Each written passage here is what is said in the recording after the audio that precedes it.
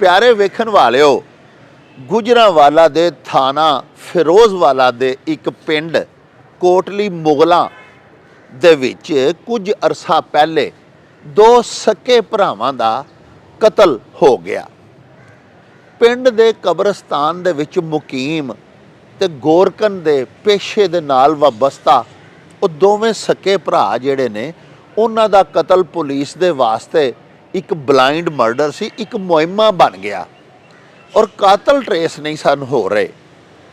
ਬਜ਼ਾਹਰ crime scene ਤੋਂ ਜਿਹੜੀ ਵਾਰਦਾਤ ਹੈ ਉਹ ਕੋਈ ਡਕੈਤੀ ਚੋਰੀ ਦੀ ਵਾਰਦਾਤ ਵੀ ਨਹੀਂ ਸੀ ਪਈ ਲੱਗਦੀ। तमाम सामान कब्रस्तान दे विच मौजूद उन्हां दे कमरे दे विच ही मौजूद सी। उन्हां दी किसे शै नूं भी किसे नहीं चुक के किते खड़िया। अलबत्ता उन्हां दोवां दियां पुरतशद्दद लाशां तो ये पुलिस ने गवेड़ लाया, ये सिट्टा कढ़िया भई इन्हां नूं किसे ने जबरदस्त तशद्दद दा निशाना बनाउण तो बाद कतल कीता है। ते अजिहे कतलां नूं पुलिस अपनी जुबान दे विच पेसन मर्डरस आखदी है। साहिबो बहरहाल CPO गुजरांवाला उमर सलामत होरां ने SSP ऑपरेशनस ते CI स्टाफ दे DSP दी एक मुश्तरका टीम बनाई, जिन्हां थाना फिरोजवाला पुलिस दे नाल मिल के कतल दी बाजियाबी ते पता जोई दे वास्ते कोशिशां शुरू कर दित्तियां। बिल आखर अल्लाह पाक ने गुजरांवाला पुलिस दियां मेहनतां नूं भाग लाए ते मुलजमान ट्रेस हो गए। ये तीन मुंडियां ने मिल के एक कतल दोवें कीते। वारदात दी वजह की सी, कतल किस तरह कीते गए, आओ सब तो पहले तुहानूं लै चलने आ CPO गुजरांवाला जनाब उमर फारूक सलामत होरां दी प्रैस कॉन्फ्रेंस दे विच। पहले उन्हां दी जुबानी ते इन्वेस्टिगेशन टीम दी जुबानी समात फरमाओ कि कतल दे मुहर्रकात की सन, वजह कतल की सी ते मुलजमान किस तरह ट्रेस कीते गए। आओ वेखिए पुलिस दी प्रेस कॉन्फ्रेंस। यहाँ पे 22 तारीख को रात को थाना फिरोजवाला की हद में हमें इतला मिली कि जी दो सगे भाइयों को उनकी लाशें पड़ी हुई हैं कमरे के अंदर। कब्रिस्तान के अंदर ये कमरा था, उसके अंदर दो सगे भाइयों की लाशें पड़ी हुई हैं और उनके जिस्म पे तशद्दुद के निशानात भी। फौरी तौर पे SSP ऑपरेशन पहुँचे, वहाँ पे SP साहब पहुँचे और सारी जितनी टीम थी वहाँ पे पहुँची और इन्होंने शुरू किया काम। तो उस वक्त अंदाज़ा नहीं हो रहा था ये क्या मामला है, क्योंकि सामान को इस तरह बखेरा गया था जैसे डकैती का रंग देने की कोशिश की है वहाँ पे। लेकिन अगरचे वो बिल्कुल एक 1 रूम का वो सारा था घर और उसमें सामान भी कोई ऐसा कीमती नहीं था, तो ये तो हमने फौरी तौर पर रूल आउट कर दिया कि यहाँ से क्या किसी ने लूटना है। और कब्रिस्तान में ये रहते थे और ये भांग शंग जैसे इस तरह की, तो हमारा यही ख्याल था ये कोई क्राइम ऑफ पैशन है कि जिसके अंदर किसी इज़्ज़त गैरत या किसी और मामले में आगे कोई बड़ा पर्सनल किस्म का मोटिव है जिसकी वजह से इन दोनों को मार दिया गया। उस पे CIA की टीम ने बड़ा मेहनत की, आंसर बैठा हुआ है हमारे पास, SSP ऑपरेशन ख़ुद देखते रहे, SP साहब देखते रहे। तो अल्हम्दुलिल्लाह हमने समझे कि 72 से 104 दिनों में आप कह लें कि हमने अल्हम्दुलिल्लाह इसको वर्कआउट कर लिया जी। हमने मुलजमान भी पकड़ लिए हैं जी। इसकी जो मज़ीद तफसील है वो SSP साहब आपको बता देंगे सारी, इसकी ये सारी चीज़ें, ये भी जो तफसीलात हैं वो आपको प्रेस रिलीज़ की शक्ल में भी अभी बांट देते हैं। SSP ऑपरेशन आपको बताएंगे कि कैसे पकड़ा हमने, किस तरह इसकी सारी डिटेल जो है, उसके बाद फिर सवालों में इंशाल्लाह। मर्डर था, डबल मर्डर था, दोनों सगे भाई थे। ये वैसे तो उस कब्रिस्तान वाले एरिया में तकरीबन कोई लास्ट 20 ईयर से वहीं रह रहे थे, लेकिन स्पेसिफिक उस रूम में ये कोई पिछले 5 सालों से उन्होंने वहाँ कंस्ट्रक्शन करके वहाँ रहना शुरू हो गए थे। वहाँ के जो मुकामी लोग थे बता रहे थे कि जी ये सॉर्ट ऑफ यहाँ इन्होंने जानवर जैसे कुत्ते बिल्लियाँ होते हैं कब्रिस्तान में फिर हैं, कभी उनको उखाड़ देते थे, कभी कोई जड़ी बूटियाँ उखाड़ दी, कब्रों की देखभाल कर ली, तो लोग भी इनको वहाँ ना वो एक्सेप्ट किया हुआ था। लेकिन इसमें एक एलिमेंट जो था वो ये था कि जी यहाँ कोई मंशियात या कोई भंग या कोई बूटी वगैरह, इस नशे में भी ये लोग उसके आदी थे। और कभी कभार लड़के जो नौजवान हैं उस लोकेलिटी के या बाहर से वो भी आ जाते थे और वो भी इनके साथ उठ बैठ जाते थे। کرائم سین جب وزٹ کیا گیا ہے تو اس میں دیکھا گیا ہے کہ جی اس میں شولڈرز اور ہیڈ کے اوپر ٹارچر کے نشانات تھے، بلکہ ان کی عمریں جو تھیں وہ لگ بھگ بڑے بھائی کی 50 ایئرس کے قریب تھی، اور چھوٹا بھائی جو تھا اسے کوئی 5-6 سال چھوٹا لگ رہا تھا، کوئی وہ 43-45 کے قریب اس کی ایج تھی۔ تو ایک بھائی کی جو ہے وہ فنگر جو ہے وہ بھی کافی زیادہ تشدد زدہ تھی، جس سے اندازہ ہو رہا تھا کہ ریزسٹنس بھی کی گئی ہے۔ جیسے کہ سر نے بتایا کہ روم چھوٹا تھا، سامان بکھرا ہوا تھا، لیکن اس میں ہمیں یہ اندازہ ہو گیا کہ کچھ ایسے بھی وہاں چیزیں پڑی ہوئی تھیں جن کو بالکل نہیں چھیڑا گیا تھا۔ تو اگر خدا نخواستہ یہ ڈکیتی ہوتی تو وہ سارے کے سارے جتنے بھی وہاں خفیہ خانے تھے یا وہاں کے جو برتن پڑے تھے یا جو الماری میں چیزیں تھیں وہ ساری چھیڑی جاتی۔ تو اس سے اندازہ ہو رہا تھا کہ یہ کرائم آف پیشن ہے۔ اس کے اوپر سی اے نے، پولیس نے بڑی اچھی ورکنگ کی ہے، ٹیکنیکل ایویڈنس کے تھرو ان کے موبائل ڈیٹا کو پیروز کیا گیا ہے۔ اس میں دیکھا گیا ہے کہ جن کا موبائل کی لوکیلٹی چینج بھی ہوتی ہے، اس میں موبائل کے سم میں ایک نیا موبائل میں بھی وہ آن ہوتی ہے۔ اس کے تھرو ہم نے بندوں کو آہستہ آہستہ جب ان کے پیچھے گئے ہیں تو پتہ لگا کہ جی اس میں 3 لڑکے جو ہیں وہ انوالو نکلے ہیں، اور اس میں جو ہے انہوں نے یہ اس بیس کے اوپر کی ہے کہ یہاں نشے کے دوران یہ جو مقتولین تھے یہ سوڈومی، بدفعلی کا ایلیمنٹ بھی کبھی کبھار کر جاتے تھے، جس کے بیس پہ یہ فرسٹریشن میں آ کے جو مفعول تھا اس نے اپنے ساتھی بلا کے پھر اس دن آگے ان کا مرڈر کیا رات کو۔ Thank you. یہ میں اس دن انصر صاحب بیٹھے ہیں، یہ پرسوں رات بات ہو رہی تھی، آپ کو یاد ہوگا تیسری یا چوتھی اس طرح کی پریس کانفرنس جو موٹو یہی ہے، یعنی یہ جس کے پیچھے یہ یعنی جیسے میں نے شروع میں کہا کہ کرائم سین دیکھنے سے اندازہ ہو رہا تھا یہ کوئی بڑا غصے میں آ کے کسی نے ان کو دونوں بھائیوں کو قتل کیا ہے۔ تو الحمدللہ یہ ایک اچھا کام ہے، پولیس نے، بلائنڈ مرڈر تھا دونوں بھائیوں کا، کوئی موقع پہ گواہ نہیں تھا، کوئی شے نہیں تھی، کوئی کیمرہ، کوئی شے تھی، لیکن الحمدللہ پولیس نے اللہ رب العزت کی رحمت اور اس کی مدد سے یہ اس کو ٹریس کر لیا ہے۔ اس کے علاوہ بھی گرجاک کے اندر ایک مرڈر ہوا تھا، بلائنڈ مرڈر تھا، وہ میں ایز اے پاسنگ ریفرنس آپ کو بتانا چاہ رہا ہوں، اس کی میں ڈیٹیل میں بالکل نہیں جاؤں گا۔ وہ ہم نے ورک آؤٹ کر لیا ہے، اس کے ملزم ہم نے پکڑ لیے ہیں، اور انشاءاللہ تعالیٰ چونکہ وہ آئیڈینٹیفیکیشن پریڈ کے مرحلے میں ہے، اس کی تفصیلات یہاں پہ بتانا بالکل مناسب نہیں ہے، تو وہ جیسی آئیں گی وہ بھی ہم آپ کو انشاءاللہ بتا دیں گے۔ تو پچھلے 8-10 دنوں میں ہم نے الحمدللہ تقریباً 8 کے 9 جو بلائنڈ مرڈرز ہیں وہ گوجرانوالا پولیس نے الحمدللہ ان کو اللہ کی رحمت سے اور اس کی خاص مدد سے ہم نے ان کو ٹریس کر لیا ہے، ورک آؤٹ کر لیا ہے، اور ہمارے زیادہ تر جو ہینیس offenses ہیں وہ الحمدللہ ورک آؤٹ ہو چکے ہیں۔ چند ایک کے اوپر جو ہمارے ایک مجھے یہ راجہ صاحب بیٹھے ہوئے ہیں، ان کا بھی دیکھ کے ذہن میں آ گیا، یہ بھی ہماری ٹاپ پرائرٹی کیس ہے۔ ان 3-4 کیس ایسے جن کے اوپر ہم دن رات لگے ہوئے ہیں، بس وہ بال ہم قریب پہنچتے ہیں کامیابی کے، تھوڑا سا پیچھے ہو جاتے ہیں، پھر پہنچتے ہیں، پھر تھوڑا سا پیچھے ہو جاتے ہیں، لیکن انشاءاللہ تعالی ہم اپنی پوری نیک نیتی اور اپنی تمام ایفرٹس جو ہیں اس پہ پٹ ان کر رہے ہیں، تو انشاءاللہ وہ بھی جلدی آپ لوگوں کو ہم اسی طرح بلا کے خوشخبری دیں گے۔ اس کے علاوہ ہم نے ایک بڑی inspector general of police Punjab کے حکم سے ایک بڑی میسو کیمپین شروع کی ہے against P Os and T Os کے خلاف، منشیات کے خلاف۔ پوری رات ہم ریڈ کر رہے ہیں جی، ایس ایس پی آپریشن خود ان ریڈز کو لیڈ کر رہے ہیں، میں بھی فیلڈ میں ہوتا ہوں رات، تو یہ انشاءاللہ یہ بھی جاری رہے گی۔ اس سے اللہ کا احسان ہے کہ کرائم کے اندر خاصا ڈپ آئی ہے۔ مزید بھی آپ کو جو انشاءاللہ خوشخبریاں ہم ود ان ٹائم شیئر کریں گے، اس کی تفصیل بھی ہم آپ کو یہ بتا دیتے ہیں۔ یہ چند ایک موٹی باتیں آپ حسن بتا دیں ان کو۔ لاسٹ 3 ڈیز سے لیٹ نائٹ ہم ریڈس کر رہے ہیں اشتہاریوں کے اوپر اور جو ریکارڈڈ ملزمان ہیں ان کے اوپر، اور اس میں کرایہ داری ایکٹ کو بھی چیک کیا جا رہا ہے۔ تو اس میں صرف کل رات ہمارے آل 24 پولیس اسٹیشنز نے اس میں پارٹیسپیٹ کیا ہے، جس کی مختصر ڈیٹیل یہ ہے کہ کل اے کیٹیگری کے پورے ضلع میں 4 پی اوز، بی کیٹیگری کے 20 پی اوز، اسی طرح جو ریکارڈڈ ملزمان ہیں ٹی اوز، اے کیٹیگری کے 22، بی کیٹیگری کے 18 پکڑے گئے ہیں، 3 اسلحے کے پرچے ہوئے ہیں، 16 منشیات اور شراب کے اوپر پرچے ہوئے ہیں، کرایہ داری ایکٹ کے اوپر 11 پرچے ہوئے ہیں، لیکن گھروں کی سرچ اس میں سینکڑوں میں کی گئی ہے، اور 15 پرچے ایسے ہیں جس میں کوئی مشکوک افراد کو چیک کیا گیا ہے، یا جن گھروں میں اشتہاری موجود نہیں تھے لیکن ان کے پناہ گزین موجود تھے، ان کے اوپر 216 کی کارروائی کی گئی ہے۔ اسی طرح سے یہ 2 دن پہلے بھی اسی طرح کی کارروائی پولیس کی طرف سے کی گئی ہے، جو کہ کافی امپیکٹفل بھی ہے، اور رات کے ٹائم جو واردات کی کال ہے کافی حد تک کم بھی ہوئی ہے۔ तो इसमें इंशाल्लाह हमारी कोशिश है कि इसको कंटिन्यू करेंगे और इसके फ्रूटफुल रिजल्ट्स आते रहेंगे। जी थैंक यू वेरी मच। एक और कल बड़ा अच्छा काम हुआ था, मैंने कहा था प्रेस रिलीज़ की शक्ल में दे दें, अगरचे उसकी भी 12 साल बाद हम बहरीन से जी, वो आंसर बताया नहीं ज़रा, ये CIA पुलिस खालिद वरिया ने बड़ा अच्छा काम किया।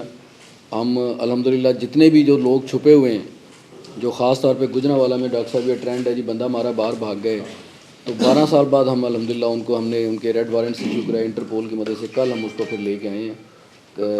उसको कल हमने, चूँकि वज़ीराबाद का केस था, ज़िला अलहदा हो गया, हमने उनके हैंड ओवर कर दिया है। वो बड़ा अच्छा काम, 2 हम मुलज़म लेके आए हैं, एक और आ रहा है रॉबरी मर्डर का। इस तरीके से हम उस दिन गए, तमाम जो मुलजमान हैं, हम जो मुल्क से बाहर हैं, उनके ऊपर हमारी खसूसी तवज्जो, और एक हमारा जो सेल है, मैं समझता हूँ पंजाब पुलिस में सबसे बेहतर जो सेल है वो हमारे पास है। CIA हमारा फेस है, CIA हमारा वो आयरन पंच है, कह लें कि जो इस क्राइम के ख़िलाफ़ इन्वेस्टिगेशन के अंदर, इसमें कोई शक नहीं। लेकिन इसमें भी कोई दूसरी राय नहीं है कि कुछ पुलिस अफसरान भी बड़ा अच्छा काम कर रहे हैं माशाअल्लाह। और जैसे मैंने इसमें बताया कि from SSP operation to SP to नीचे सब लोगों ने काम किया। लेकिन ये अल्हम्दुलिल्लाह मुझे फ़ख्र है CIA गुजरांवाला पुलिस पे, अल्हम्दुलिल्लाह इन लोगों ने बड़ा काम किया है। पिछले मेरे टेन्योर में ये 6वां महीना मुझे चल रहा है, 176 गैंग पकड़े हैं। साहिबो तुसां CPO गुजरांवाला दी प्रैस कानफ्रेंस सुनी, आओ हुण तुहानूं मुलजमान दे नाल मिलवाइए ते उन्हां दी जुबानी तुहानूं जानकारी दईए कि उन्हां ने ये 2 कतल किवें कीते। कब्रस्तान में बैठ के बूटी बेचते हैं और उन्होंने बात किया कि छोटे छोटे बच्चे आते हैं उन्होंने ना दिया करो, तो वो कहने कि ਜਿਹੜੀ 1-2 दफ़ा पी जाते हैं वो बाद चो वापस लाजमी आन के, तो उन्होंने बात किया 2-3 दफ़ा, ਉਹਦੇ ਨਾਲ ਪਹਿਲੇ ਵੀ ਮੂੰਹ ਮਾੜੀ ਹੋਈ ਸੀ ਪਰ ਉਹ ਬਾਹਰ ਨਹੀਂ ਆਏ ਆ। ਹੁਣ ਮੂੰਹ ਮਾੜੀ ਹੋਈ ਸੀ ਪਰ ਹੱਥ ਪਾਈ ਹੋ ਗਈ ਸੀ ਗੱਲ, ਫਿਰ ਉੱਥੇ ਉਹ ਹਾਂ ਸਾਡੇ ਹੱਥੋਂ ਕਤਲ ਹੋ ਗਏ ਨੇ। ਪੈਸੇ ਚੁੱਕੇ ਨੇ ਪਰ ਥੋੜੇ ਜਿਹੇ ਚੁੱਕੇ ਨੇ, 35,000 36,000 ਉਹ ਇਸਤੇਮਾਲ ਹੋ ਗਿਆ। लो जी साहिबो तुसां CPO गुजरांवाला जनाब उमर फारूक सलामत होरां दी प्रैस कॉन्फ्रेंस मुलाहजा कीती। असी हुण तुहानूं नाल लै के ते अपने खूह ते आ गए हैं, क्योंकि CPO ऑफिस होवे या कोई पुलिस दा थाना होवे, एक शरीफ आदमी दे वास्ते ज़्यादा देर तकर पुलिस स्टेशनस दे विच खलोना बहना बड़ा मुश्किल हो जाता है।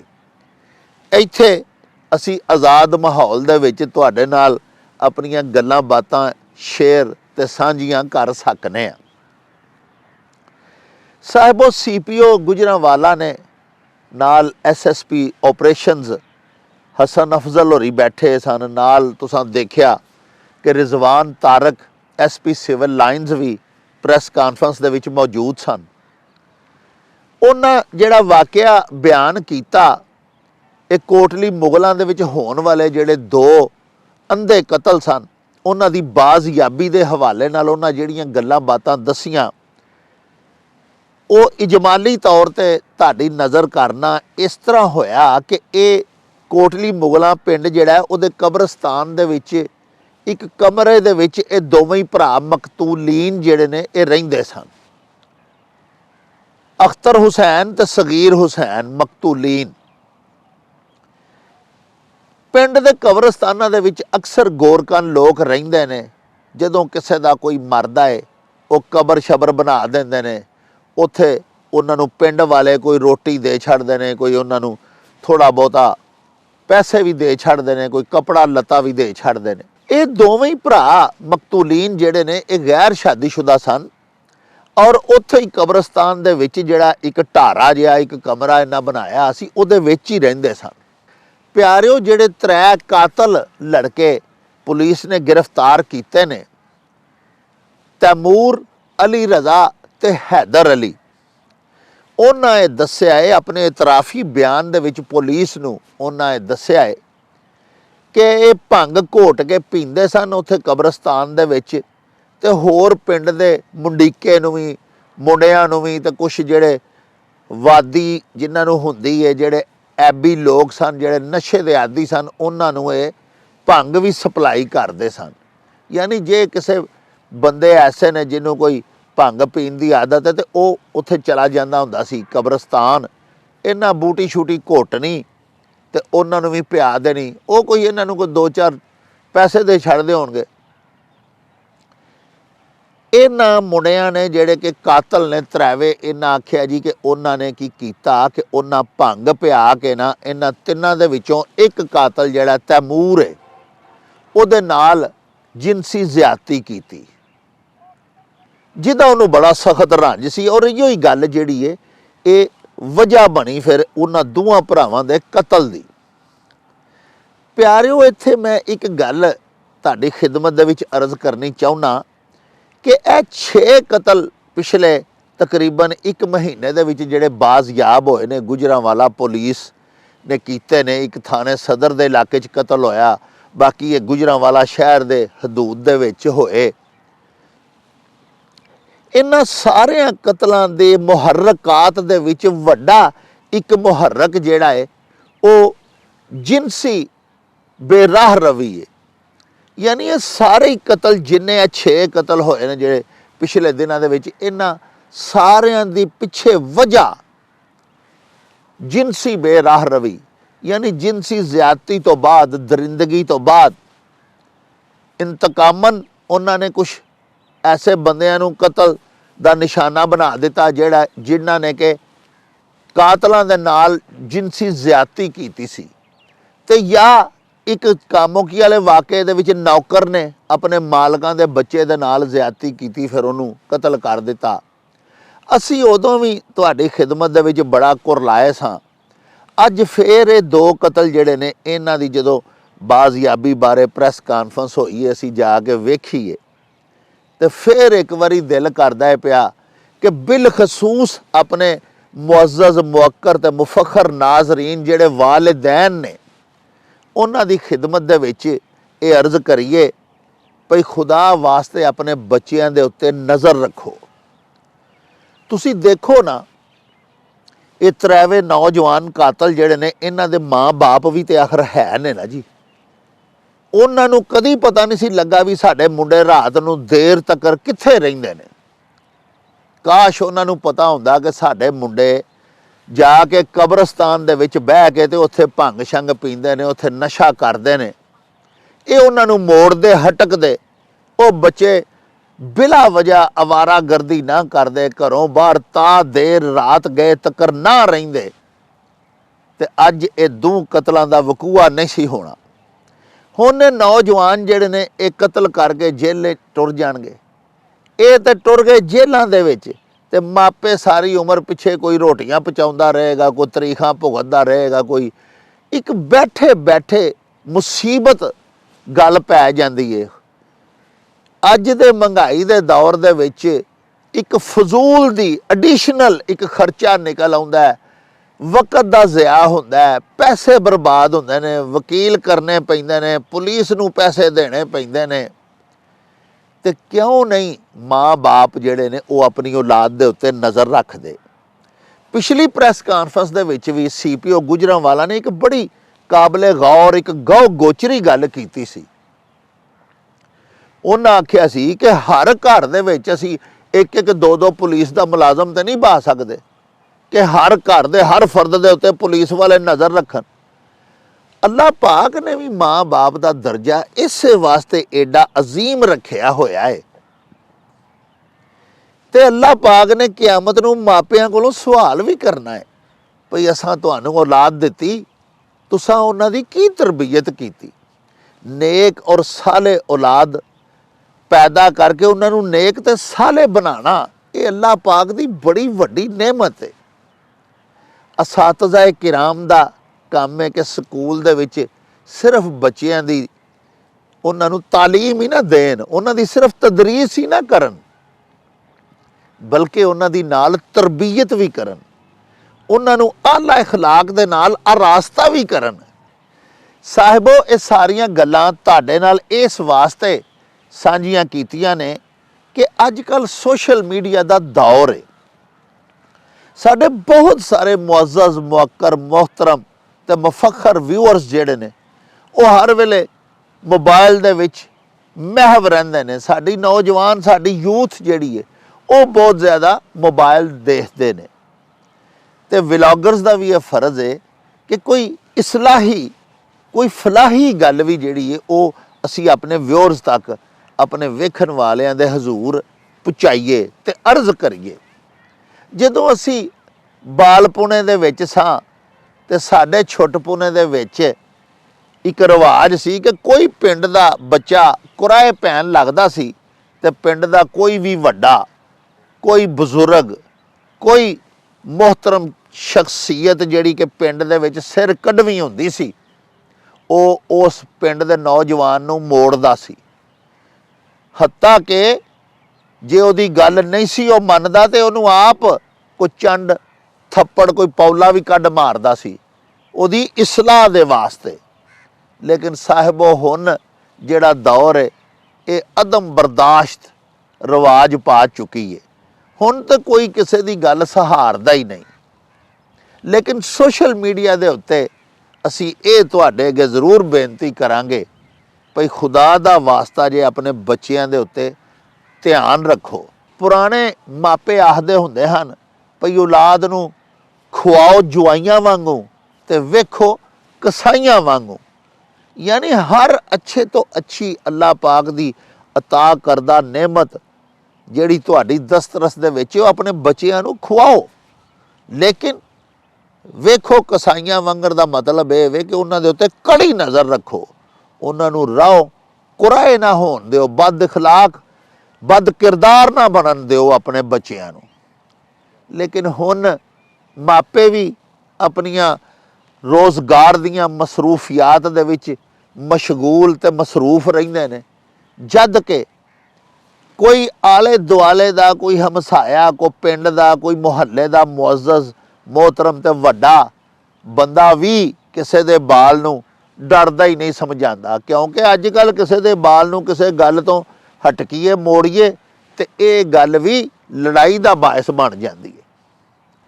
ਸੋ ਅਸੀਂ ਤੁਹਾਡੇ ਤੋਂ ਇਜਾਜ਼ਤ ਲੈਣ ਤੋਂ ਪਹਿਲੇ ਤੁਹਾਡੀ ਖਿਦਮਤ ਦੇ ਵਿੱਚ ਇਹੋ ਹੀ ਅਰਜ਼ ਕਰਾਂਗੇ, ਇਹੋ ਹੀ ਬੇਨਤੀ ਕਰਾਂਗੇ ਕਿ ਆਪਣੇ ਬੱਚਿਆਂ ਦਾ ਖਸੂਸੀ ਧਿਆਨ ਰੱਖੋ। ਘਰੋਂ ਬਾਹਰ ਆਉਣ ਜਾਣ ਦੇ ਉਹਨਾਂ ਦੇ ਔਕਾਤ ਦੇ ਉੱਤੇ ਨਜ਼ਰ ਰੱਖੋ, ਉਹਨਾਂ ਦੀਆਂ ਮਸਰੂਫੀਆਤ ਦੇ ਉੱਤੇ ਕੜੀ ਨਿਗਾਹ ਰੱਖੋ। ਉਹਨਾਂ ਦੇ ਜਿਹੜੇ ਯਾਰ ਦੋਸਤ ਨੇ, ਉਹਨਾਂ ਦੀ ਜਿਹੜੀ ਬੈਠਕ ਹੈ, ਸੋਬਤ ਹੈ, ਜਿੱਥੇ ਉਹ ਜਾ ਕੇ ਬਹਿੰਦੇ ਖਲੋਂਦੇ ਨੇ, ਉਹਨਾਂ ਦਾ ਪਤਾ ਰੱਖੋ। ਤੇ ਬਹੁਤ ਸਾਰੇ ਮਸਾਇਲ ਤੇ ਮੁਸਾਇਬ ਤੋਂ ਅਸੀਂ ਬਚ ਸਕਨੇ ਹਾਂ। ਔਰ ਇਹ ਅੱਲਾਹ ਪਾਕ ਸੱਚੇ ਦਾ ਵੀ ਹੁਕਮ ਹੈ।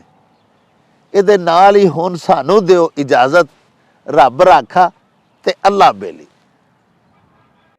ਓ ਚੱਲ ਮੇਰੇ ਨੂੰ ਚਲੀ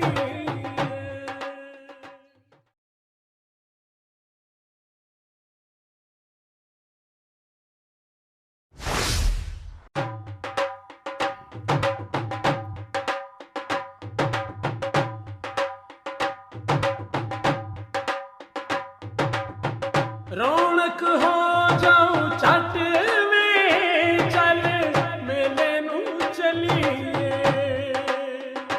ਓ ਰੌਣਕ ਹੋ ਜਾਉ ਛੱਟ ਵੇ ਚੱਲ ਮੇਲੇ ਨੂੰ ਚਲੀਏ। ਮੱਲਾ ਕੱਢ ਕੁੜਦੇ ਦੇ ਵੱਟ ਵੇ ਚੱਲ ਮੇਲੇ ਨੂੰ ਚਲੀਏ। ਹਾਏ ਚੱਲ ਮੇਲੇ ਨੂੰ ਚਲੀਏ। ਓ ਚੱਲ